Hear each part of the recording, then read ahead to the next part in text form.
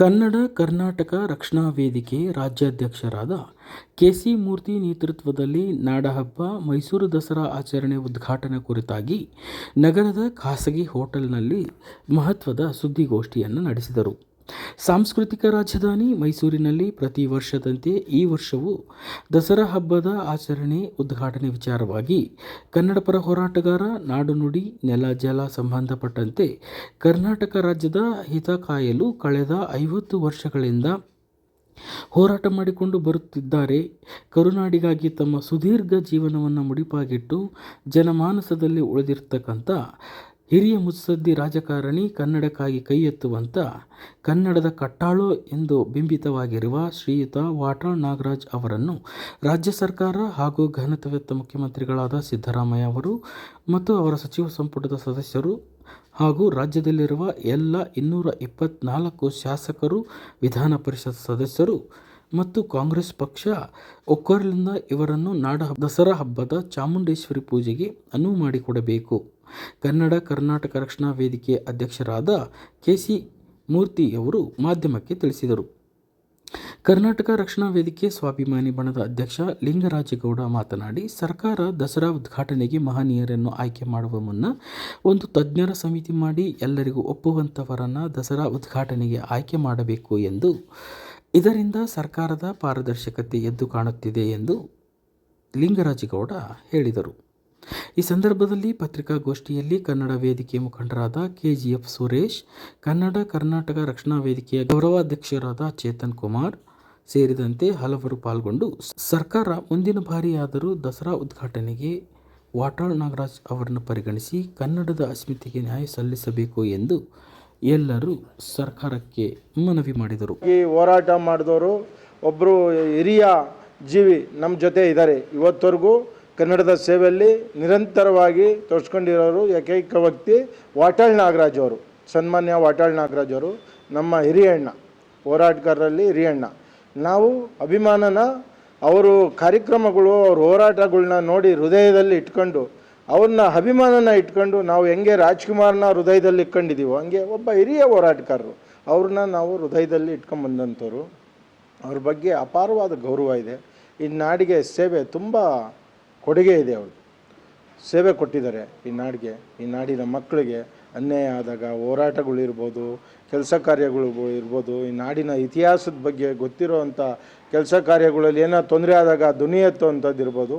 ವಾಟಾಳ್ ನಾಗರಾಜ್ ಅವರು ಹಿರಿಯ ಒಂದು 60 ವರ್ಷ ನಿರಂತರವಾಗಿ ಕನ್ನಡ ನಾಡಿನಲ್ಲಿ ಸೇವೆ ಮಾಡಿಕೊಂಡು ಹೋರಾಟ ಮಾಡ್ಕೊಂಡು ಬಂದಿದ್ದಾರೆ. ಅವ್ರ ಬಗ್ಗೆ ಅಪಾರವಾದ ನಾವು ಗೌರವ ಇಟ್ಕೊಂಡಿದ್ವಿ. ನಾವು ಈ ನಾಡು ಕಂಡ ಅಪರೂಪದ ವ್ಯಕ್ತಿ ಡಾಕ್ಟರ್ ರಾಜ್ಕುಮಾರ್ ಅಭಿಮಾನನ ಇಟ್ಕೊಂಡು ನಾವು ಕನ್ನಡದ ಸೇವೆಗೆ ಬಂದಂಥವ್ರು. ಹಾಗೆ ವಾಟಾಳ್ ನಾಗರಾಜ್ ಅವ್ರಿಗೂ ನಾವು ನಾಡು ನುಡಿ ಜಲ ಭಾಷೆಗೆ ಬಂದಾಗ ವಾಟಾಳ್ ನಾಗರಾಜ್ ಅವ್ರನ್ನ ನಾವು ಹೃದಯದಲ್ಲಿ ಅವ್ರನ್ನೂ ರಾಜಣ್ಣನ ಹೆಂಗೆ ಇಟ್ಕೊಂಡಿದ್ದೀವೋ ಹಂಗೆ ಅವ್ರನ್ನೂ ಕೂಡ ವಾಟಾಳ್ ನಾಗರಾಜ್ ಅವ್ರನ್ನ ಇವತ್ತವರೆಗೂ ಅಪಾರವಾದ ಗೌರವನ ಇಟ್ಕೊಂಡಿದ್ವಿ. ಈ ನಾಡಿಗೆ ಅವರು ವಾಟಾಳ್ ನಾಗರಾಜ್ ಯಾರಾನ ಒಬ್ಬ ಕನ್ನಡದ ಹಿರಿಯ ಧ್ವನಿ ಇದ್ದಾರೆ ಅಂತಂದರೆ, ಸಣ್ಣ ಈ ನಾಡಿಗೆ ಅನ್ಯಾಯ ಆಗ್ತಾಯಿದೆ ಅಂದಾಗೆ ಸಣ್ಣ ವಿಚಾರದಲ್ಲೂ ಧ್ವನಿ ಅಂತ ಏಕೈಕ ವ್ಯಕ್ತಿ ವಾಟಾಳ್ ನಾಗರಾಜ್ ಅವರು. ಇವತ್ತು ಸಾಕಷ್ಟು ಸಂಘ ಸಂಸ್ಥೆಗಳಿದೆ, ಹೋರಾಟಗಾರರಿದ್ದಾರೆ, ಈ ತುಂಬ ಜನರು ಬಂದಿದ್ದಾರೆ.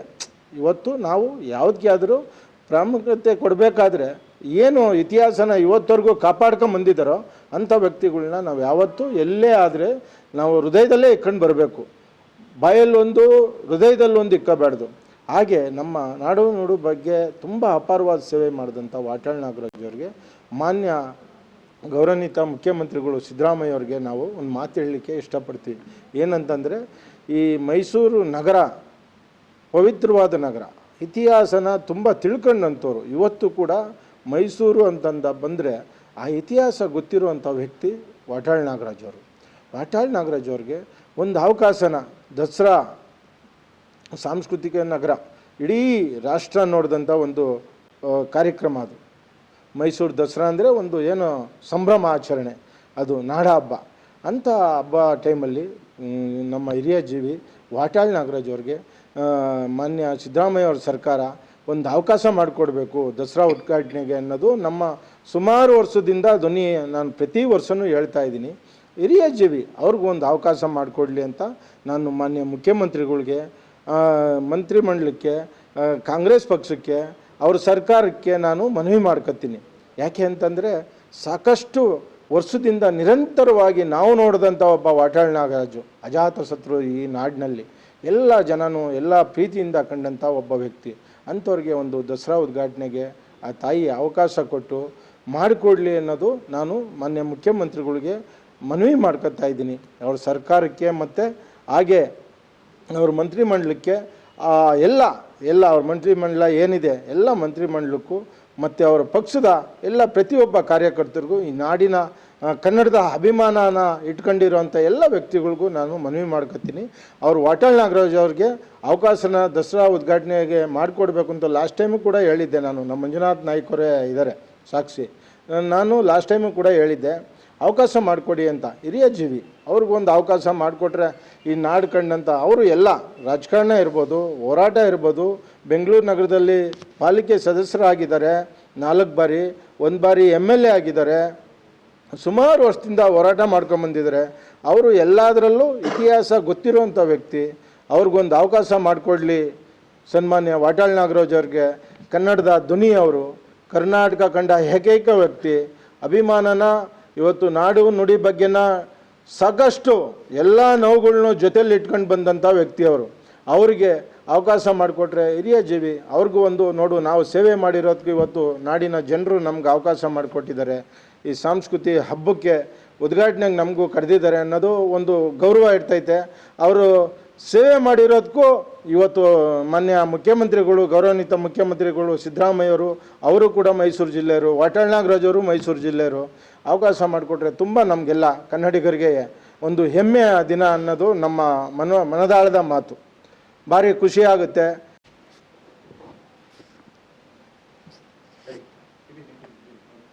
ಇವತ್ತು ದಸರಾ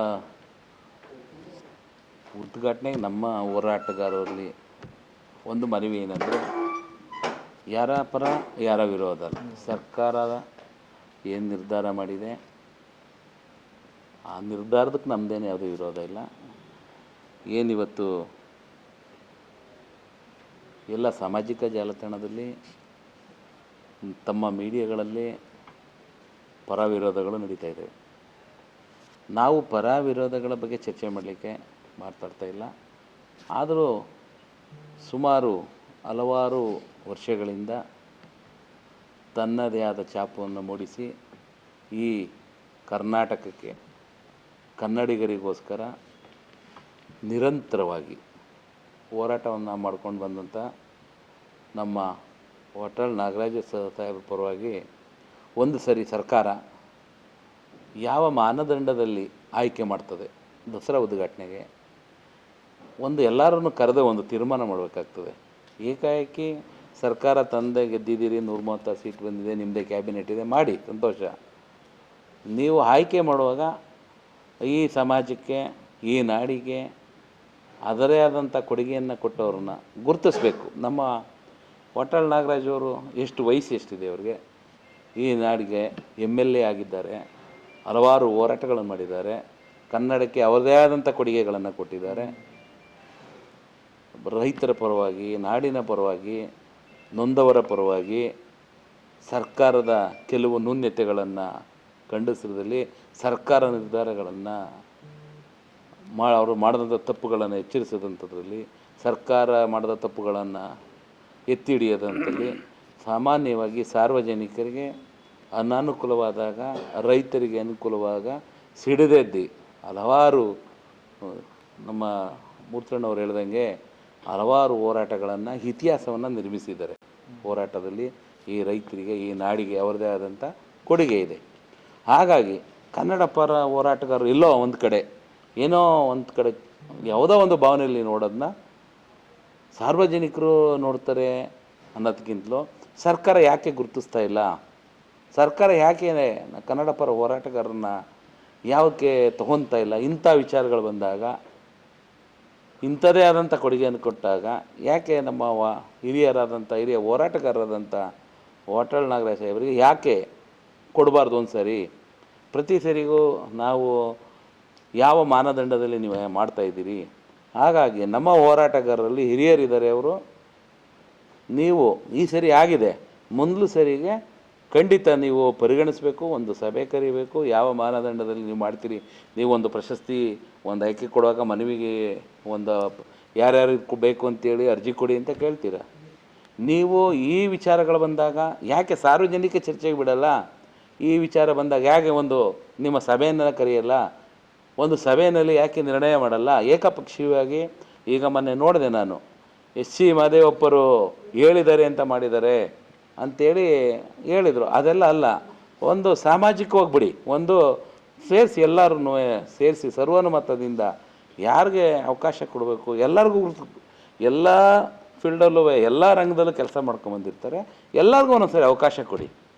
ಎಲ್ಲರಿಗೂ ಒಂದು ಸರಿ ಅವಕಾಶ ಕೊಟ್ಟಾಗ ಅದೆಲ್ಲ ನಮ್ಮ ಹೋರಾಟಗಾರರಲ್ಲಿ ಏನು ಮನವಿ, ನಮ್ಮ ಹೋರಾಟಗಾರರಲ್ಲಿ ಕನ್ನಡ ಪರ ನಾಡು ನುಡಿ ಜಲ ಈ ವಿಚಾರವಾಗಿಲ್ಲದೆ ಹಲವಾರು ಸಾಮಾಜಿಕ ಕಾರ್ಯಗಳ ಜೊತೆಗೆ ಹಲವಾರು ಅವರು MLA ಆದಂಥವ್ರು ಅವರೇ ಆದಂಥ ಕೊಡುಗೆಯನ್ನು ಈ ನಾಡಿಗೆ, ಈ ರಾಜ್ಯಕ್ಕೆ, ಈ ರೈತರಿಗೆ, ಹಲವಾರು ನೊಂದವರಿಗೆ ಕೊಟ್ಟಿದ್ದಾರೆ. ಹಾಗಾಗಿ ನಾವು ವಾಟಾಳ್ ನಾಗರಾಜ್ ಅವ್ರಿಗೆ ಮುಂದಿನ ದಿನಗಳಲ್ಲಿ, ಮುಂದಿನ ದಸರೆಗೆ ಅವ್ರನ್ನ ಪರಿಗಣಿಸಬೇಕು, ಅವರನ್ನು ಉದ್ಘಾಟಕರಾಗಿ ಆಯ್ಕೆ ಮಾಡಬೇಕು ಅಂತೇಳಿ ಸರ್ಕಾರಕ್ಕೆ ನಾವು ಸಿದ್ದರಾಮಯ್ಯ ಸಾಹೇಬ್ರು ಇದ್ದರೆ ಅವ್ರಿಗೆ ಮತ್ತೊಮ್ಮೆ ಮತ್ತು ಅವ್ರ ಕ್ಯಾಬಿನೆಟ್ಗೆ ಮತ್ತು ಕಾಂಗ್ರೆಸ್ಸು ಎಲ್ಲ MLAಗಳಿಗೆ MP ಗಳಿಗೆ ಅವ್ರದ್ದೇ ಸರ್ಕಾರ ಇದ್ದರೆ ಮುಂದಿನ ದಿನಗಳಲ್ಲಿ ನೆಕ್ಸ್ಟ್ ಸರಿ ಅವ್ರನ್ನ ಆಯ್ಕೆ ಮಾಡಬೇಕು. ನಮ್ಮ ವಾಟಾಳ್ ನಾಗರಾಜ್ ಅವ್ರನ್ನ ಯಾವುದೇ ಸರ್ಕಾರ ಬರಲಿ, ಕಾಂಗ್ರೆಸ್ಸು BJP JDS ಎಲ್ಲ, ಮುಂದಿನ ದಿನಗಳಲ್ಲಿ ಅವರನ್ನು ಯಾರೇ ಇದ್ರೂ ಆಯ್ಕೆ ಮಾಡಬೇಕು ಅನ್ನೋದು ನಮ್ಮ ಮನವಿ.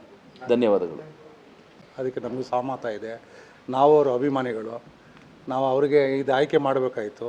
ಆಯ್ಕೆ ಮಾಡದಿರೋದು ನಮ್ಗೆ ಭಾಳ ಮನಸ್ಸಿಗೆ ನೋವಾಗಿದೆ.